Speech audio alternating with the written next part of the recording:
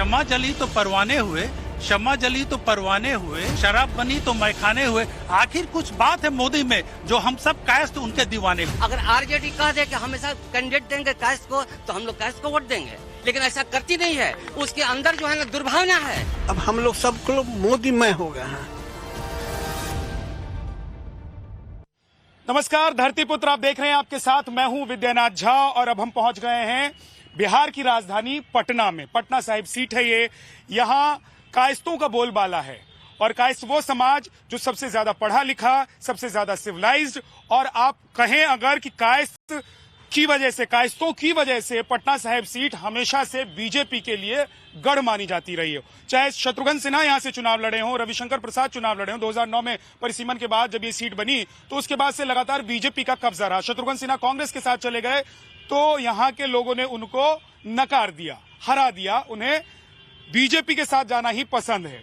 लेकिन आज हम बात करेंगे, तमाम लोग हमारे साथ हैं कायस्थ समाज से ही, इनसे बात करेंगे और समझेंगे कि पिछले 10 साल में क्या इन लोगों का मन बदला है। सर, क्या नाम है आपका? सुजीत कुमार वर्मा। आप लोगों का कोई एजेंडा है, कोई आप लोगों का मुद्दा है, या सिर्फ एक ही एजेंडा है बीजेपी? देखिए, हम लोग बुद्धिजीवी वर्ग में आते हैं, इसलिए एजेंडा और विकास तो हम लोग के प्राथमिकता में रहता है। और रही बात जब ये चित्तौड़ गए रहे कायस्तों का, तो कायस्थ छोड़ के दूसरा तो नहीं जीतेगा, इसमें तो कहीं दो मत है ही नहीं। और यहाँ पर कायस्थ जो है सो प्रमुखता से रहता है और संख्या भी हम लोग की 8 लाख है। तो 8 लाख संख्या है तो हम लोग दूसरा के क्यों यहाँ आने देंगे? मुद्दा अपनी जगह पर है, विकास अपनी जगह पर। आप लोग तो टॉप टू बॉटम वाले नहीं है, टॉप वाले हैं, है ना? निश्चित। तो आप लोग जात पात को क्यों इतना वैल्यू करते हैं? जात पात को वैल्यू नहीं दे रहे हैं, लेकिन हर जगह पर तो जात पात का ये है, तो हम लोग उससे वंचित क्यों? तो बीजेपी ही क्यों? बीजेपी क्यों? दूसरा कोई दे तब ना। यहाँ बीजेपी जब वैल्यू दे रहा है, बीजेपी जब वैल्यू दे रहा है, बीजेपी जब टिकट दे रही है, तो बीजेपी को क्यों नहीं देंगे? अगर मैं कहता हूं कि मान लीजिए कांग्रेस से, बाबूजी आपका नाम क्या है, एक बार बताइए। मेरा नाम निर्मल कुमार श्रीवास्तव हूँ जी। एक चीज मेरा एक सवाल ये है, मैं जानना चाहता हूं कि अगर मान लीजिए कांग्रेस यहां से कोई कायस्थ इस बार उतारे, है ना, या आरजेडी कोई कायस्थ उतारे, तब आप लोग क्या करेंगे? आरजेडी उतारे या कांग्रेस उतारे, उससे कायस्थों को मतलब नहीं है। जो कायस्थ के हित की रक्षा करे उससे हमको मतलब है। कायस्थ समाज जो है वो सिर्फ हवा के साथ नहीं बहता है ना? ना ही उनको कोई बरगला सकता है, क्योंकि पढ़े लिखे लोग हैं सब, हर घर में अच्छे पढ़े लिखे लोग हैं।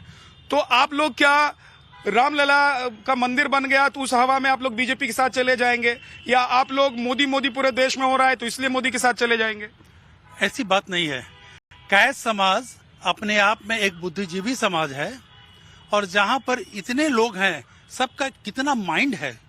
एक माइंड तो मोदी जी, एक माइंड पूरे देश में खलबली मचा दिए हैं, पूरे वर्ल्ड में 5वां अर्थव्यवस्था बना दिया है। और इतने माइंड जब मोदी जी के साथ लगे हैं तभी तो उनको हाथ मजबूत हुआ है। और पहली बात है कि मोदी जी के विषय में जो आप बातें कर रहे थे, उनके विषय में कि क्यों हम लोग उनके दीवाने हैं। एक शेर है कि शम्मा जली तो परवाने हुए, शम्मा जली तो परवाने हुए, ये शराब बनी तो मैखाने हुए। आखिर कुछ बात है मोदी में जो हम सब कायस्थ उनके दीवाने हुए। बहुत अच्छा। कुछ महिलाएं भी हैं यहाँ पर कायस्थ समाज से। क्या नाम है जी आपका? मेरा नाम प्रीति बड़ियार है और मैं एक सोशल एक्टिविस्ट के रूप में काम करती आ रही हूँ। एक चीज मुझे बताइए कि क्या आपके समाज की जो महिलाएं हैं वो भी एक ही पार्टी, जैसा कि मुझे समझ में आ रहा है, वही उनकी फेवरेट पार्टी है, वही मोदी जी उनके फेवरेट नेता हैं? देखिए, हम लोग बुद्धिजीवी वर्ग में आते हैं और हम लोग हवा और संप्रदाय ये सब को लेकर नहीं चलते हैं, न राम मंदिर से जुड़ के हम लोग चल रहे हैं।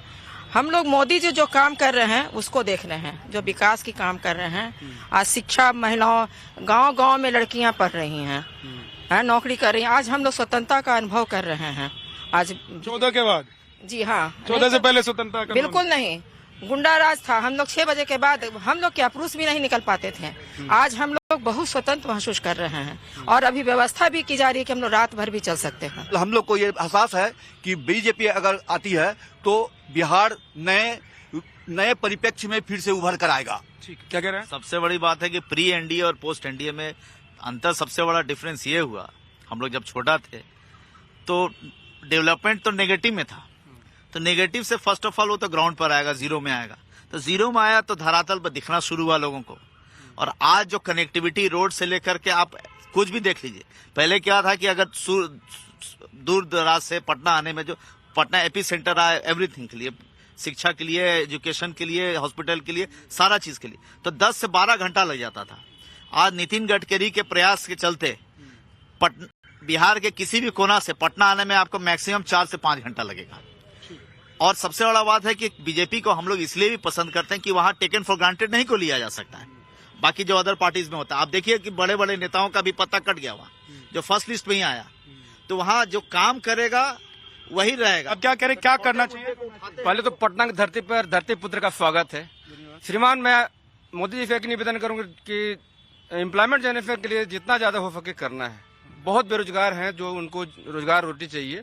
ऐसे तो सब कुछ ठीक ठाक चल रहा है, लेकिन एम्प्लॉयमेंट जनरेशन में बहुत काम करने की जरूरत है, क्योंकि ग्राउंड लेवल पे अभी भी है बेरोजगारी। एक चीज और देखिए, आपने पूछा कि मोदी जी को क्या करना। देखिए, पूरे हिंद बाहर में जो कंट्री है बड़े अच्छे, ज्यादा अमेरिका अच्छा है, वहाँ 2 चीज बहुत सस्ता है, शिक्षा और स्वास्थ्य।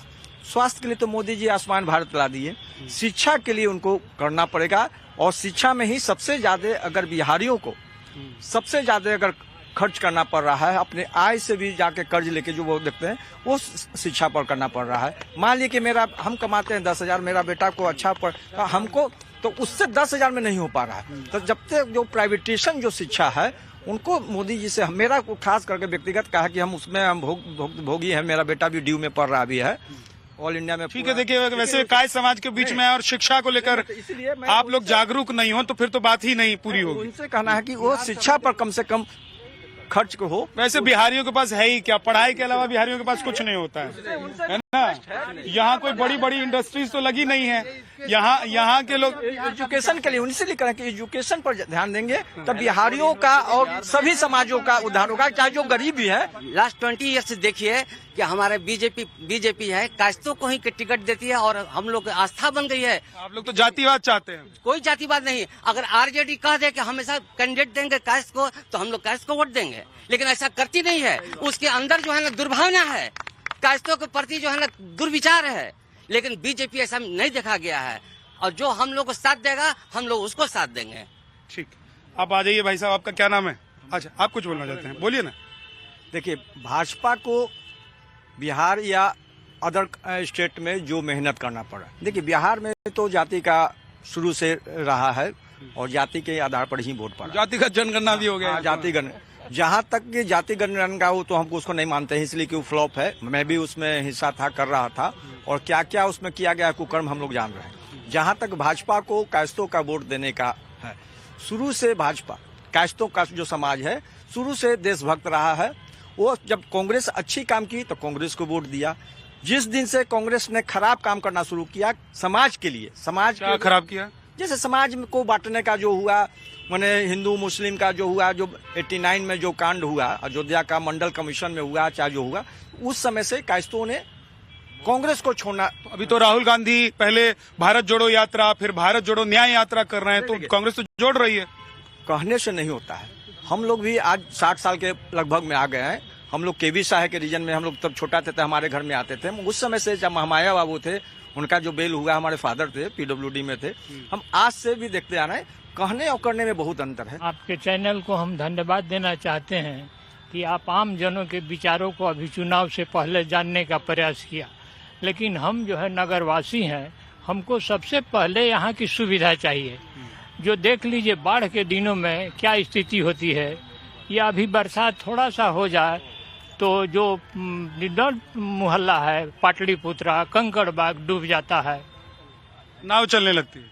नाव चलने की बात तो छोड़ दीजिए, मोहल्लों में नाव चलने लगती। सुशील कुमार मोदी सांसद आज हैं, पहले उप मुख्यमंत्री हुआ करते, तो उनको किस तरह से आप लोगों ने निकाला सो पूरी जनता देखी है। तो कहने का मतलब है कि हमको सुविधा चाहिए।